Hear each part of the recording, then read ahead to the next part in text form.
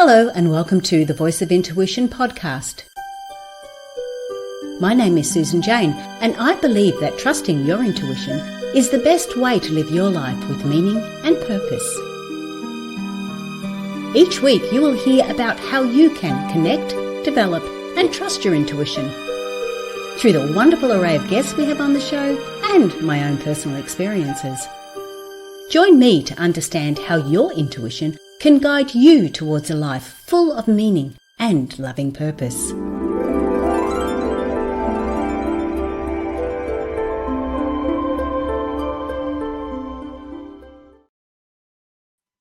Hello and welcome to the Voice of Intuition podcast. I'm Susan Jane and I'm your host for the podcast. Now, today I've got to put out a little bit of a warning just to start us off with, because I do want to actually go through and do an exercise with you. So there could be more of a meditative state happening as we learn to take control of our energy and we can cut those negative ties that we have. So today is about going a little bit deeper into that aspect of it. So let us begin. Now, we know that energy ties are in those invisible connections that we form with others. They play a very strong role in our emotional, mental and spiritual well-being. Now, these ties, again, they can have both a positive and a negative effect on us. So it's your intuition that's going to help you recognize what those tools are and how you can actually navigate those ties. Sorry, not ties, not tools. So the positive, we always have positive connections too. Now, you'll know the positive ones. It's like when when you first meet somebody and you have that, oh, they're really nice. You have that lovely deep bond, that lovely deep connection with them. That's that positive connection. Sometimes when you're in the romantic relationship and you're just having some of those moments, they're those beautiful positive connections that you have. Watching your children play, watching your grandchildren play, and you sort of, have a little bit of a laugh and a little bit of a giggle, and they're those beautiful positive ties that go. They're really uplifting for both parties. When you have a little giggle at your grandchild and because they're doing a dance for you or something to that effect, it lifts them up as well because they can see that you're engaged with them.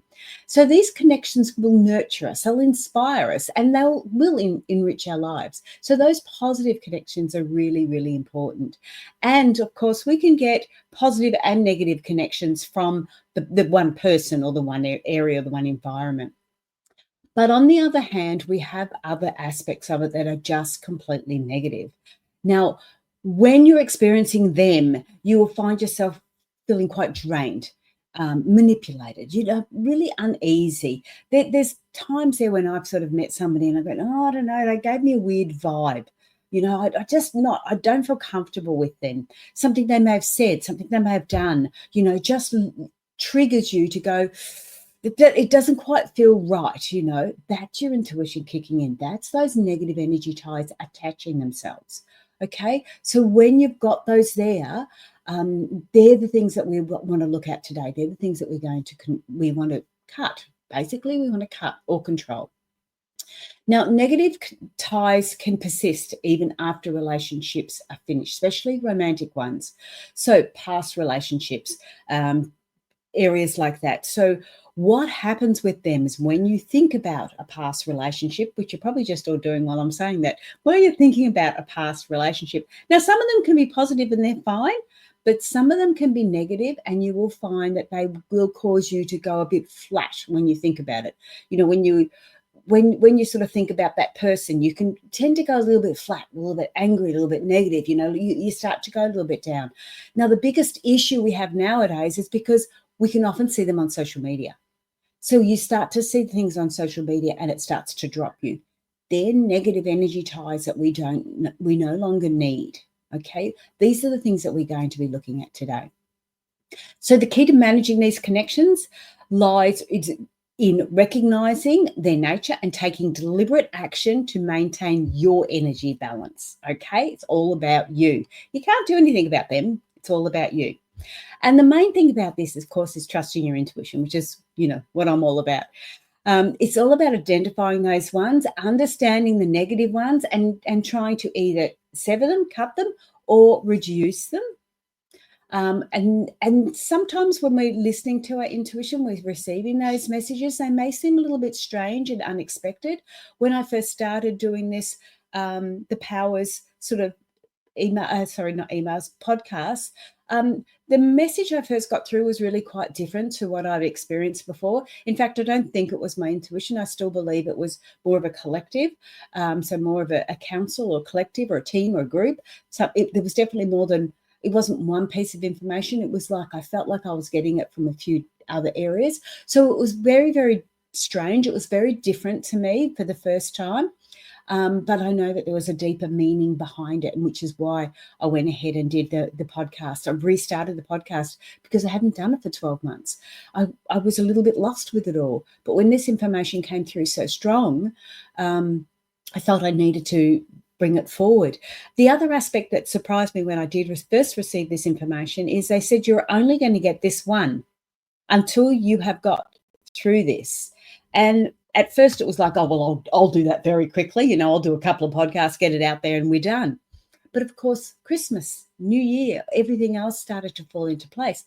This actual email, this writing I've had written, the blog I've had written for over 3 weeks now. I wanted to do it 2 weeks ago, but life just got in the way. So I understand now why they said I won't get any more messages until this has been done, until I have done this to the best of my ability. Now, today I'm talking about cutting the energy connections, but not all of them need to be cut. Some of them just need to be controlled. And we will go through that a bit later on.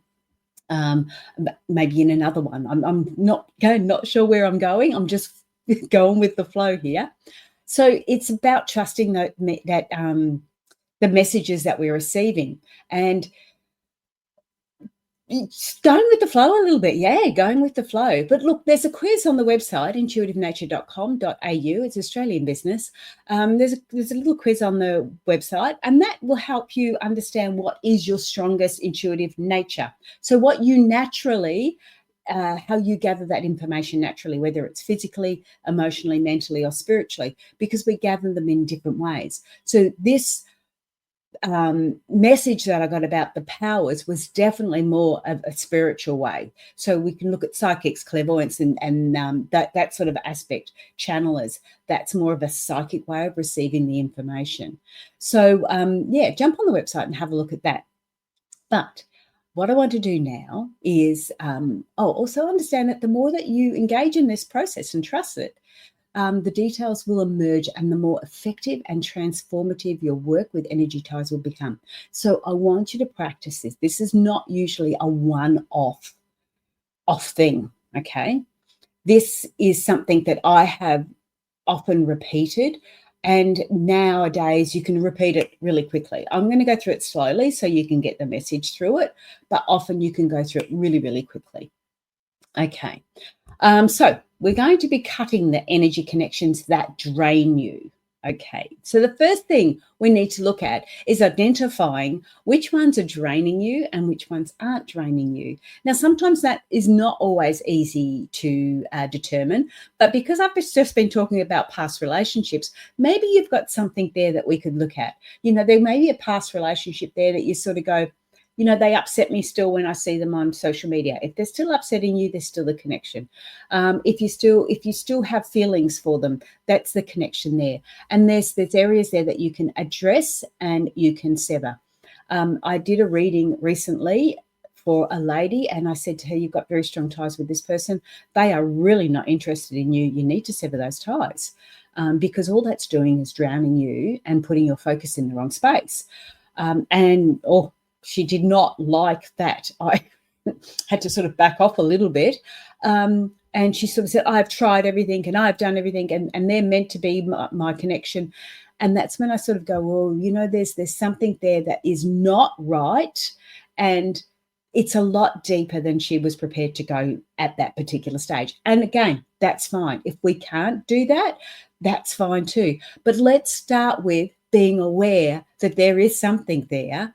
And maybe we can start to look at some of those ties. When I first started doing this, I had a strong, obviously a very strong tie, very strong connection to my ex-husband. It took quite a few sessions to be able to completely sever that. I can see, speak, be with him. Everything else, there's no connection there in that context. The only connection there is of a positive manner, no more negatives. So it allows me now to be in the presence of him without having those negative connotations. I can still see him for what he is, and I can still, some of the words that he says reminds me of those past times, but now I can go, there's a trigger, and guess what? I am not responding to that trigger. That means those negative ties have been severed. Okay, so we can keep the positives, but remove the negatives. So identifying the source is the first thing. So consider some of the ties that you may be linked to. It could be family, friends, or co-workers, even past relationships. Now, some of these connections, again, could be ongoing. You may be having trouble with somebody at work. And so you have to maintain those relationships. But what we're doing is we're going to sever the negative aspect of them and try and keep the positive. Okay, so this is where we need you, we as in you, I don't know where we came from, but this is where you need to be letting your imagination go a little bit wild, because again, what we think comes from our brain, what we imagine comes from our spirit, because we can only imagine what our spirit has experienced prior in other dimensions, in other lives, in other aspects. So it's our imagination. The stronger you are and the better you are with your imagination, the better you're going to have this aspect. So if you do want to go into a little bit of even close your eyes and just go into that little bit of state, please don't be driving your car if you're doing this. I want you to start to think about just one that we can look at the moment, one that's really been bugging you at the moment.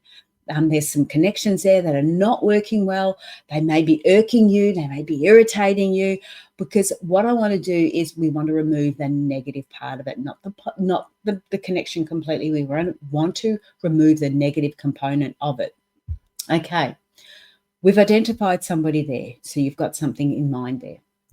The next thing I want you to do now is this is where we just want to kind of calm a little bit down, and we're just going to sit, maybe close your eyes, like you said, just relax a little bit. And I want you to mentally scan your body. And I wanted you to try and get an understanding of what this particular connection, we're going to have lots of them, they're all over our body. But I want this particular connection that we've talked about, that we've just identified, I want you to determine where that is coming from. Now, scan your body, or not coming from, or coming to, I should say. Where is that connected to you? How is that connected to you? Okay, just focus on that one tie at a time, just this one. And I want you to really focus on what it looks like, where it's connected, how it's connected, what it looks like. Now, I'm asking you to do this because different connections will require a different cutting tool or a different way of cutting that connection. Because again, how it looks to you will look different to everyone else. For me, it felt like almost like an octopus leg or arm or tentacle. It almost looked like that from my ex-husband, and it was coming in right at the base of my spine. And it was drawing my energy. The negative part of it was drawing my energy out. Other ones I've seen are almost like light. Other ones are more like hollow tubes, like a garden hose. So there's no right or wrong here. The main thing is, if you're using your intuition, if you're using your imagination for this, then you are allowing yourself to sever the tie in your way, not in anybody else's way. This is all about you. So just determine where it is coming into your body, what it actually looks like, how big it is. What is it? What do you see it made of? Because all these things are really important. And if you want to, you can jot that down. But for the time being, let's just keep on going. And I want to focus on that one. Now, what is it doing to you? Is it thick? Is it smooth? Is it rough? What is it doing? Is it moving? Is it changing areas? Is it really strongly connected? Is it almost growing on you? Look at all those different things there. The closer the relationship, usually the bigger the connection, usually the more ingrained the connection is into you. All these sorts, that's why we focus on the big ones at the first, because they're the main ones. The others, you can imagine a big opening like a big pipe will drain a lot more of your energy than a small garden hose. So, really get an understanding of what it looks like. That's really important for that. Okay, we've got a good visual of that one, got a good understanding of that one. Okay, now I want you to visualize a way to cut that tie. Now, some people may only need scissors. Some people may need a knife. Scissors make a clean break, a knife for precision cutting. Some people may use a chainsaw because it's something stronger entrenched. Somebody may get the old axe out. They may be a bit more old school and want to chop it down like that with an axe. Some people use laser beams. Some people use whatever you can imagine. There's no right or wrong. It will determine on what it looks like. Okay, so if it looked really woody, a knife will not cut it. If it looks like an octopus skin, a knife will cut it. If you want to really trash it, then you could almost burn it away. It doesn't matter what you do and how you do it. What matters is that in your mind, you've been able to see this particular thing, and in your mind, you have been able to sever this particular thing. Okay, because I could turn around and say, oh, it looks like this, and you cut it like that. But if it doesn't feel right for you, then it's not going to work. That's why you need to see it yourself in your imagination, and you need to see how you can cut it in your imagination, because that's your intuition kicking in. When you have found your tool, I want you to proceed to cut, sever, hack, destroy, whatever you need to do, but cut that tie. Cut that tie. Now, again, this may not be as clear as taking a pair of scissors and cutting. It may not be as clear as taking a chainsaw, because you can imagine the mess that's left after the chainsaw. And that's okay.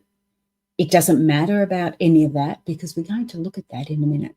All I want you to do is sever that tie in the best way you can, and be mindful of what you see left, because what you see left is what we need to work on next.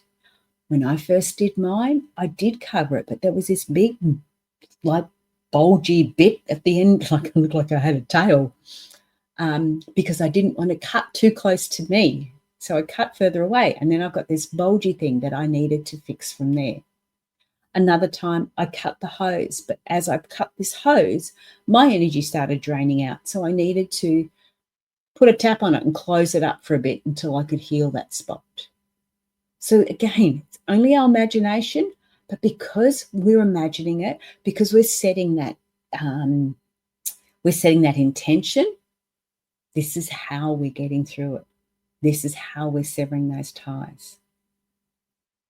Okay, after we've gone through that, now what you've got left. Some people may only have a very slight, somebody might have been used a knife and have had a very, very clean area of cutting. And all they need to do then is to apply maybe some cream over it, some protective energy over it, so the area will heal. Some people, I know I put some padding around mine, and I put drawing ointment on it in my mind, and I drew away all the rest of the goo that was there that was attached to me.